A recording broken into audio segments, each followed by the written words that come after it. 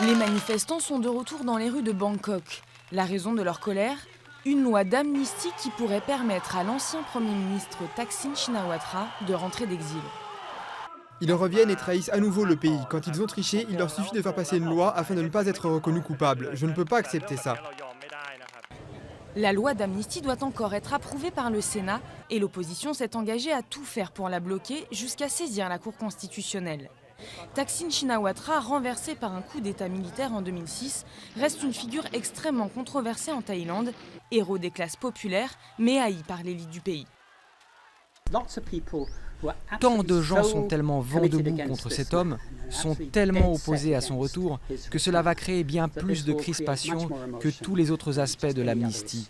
Le problème pour eux, c'est lui. Dans son propre camp, celui des chemises rouges, pourtant proche du gouvernement, cette loi d'amnistie divise. Car elle blanchirait aussi ceux qui étaient au pouvoir en 2010, lors de la pire crise qu'ait jamais connue la Thaïlande. Or, plusieurs dizaines de partisans de ces chemises rouges avaient alors trouvé la mort dans la répression des manifestations.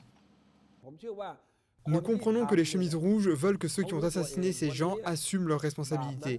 Je pense que les gens qui ont fait cela savaient ce qu'ils faisaient. Ils portent aujourd'hui le poids de leurs péchés. Croyez-moi, ils ne dorment pas du sommeil du juste. Mais le pays a besoin d'aller de l'avant.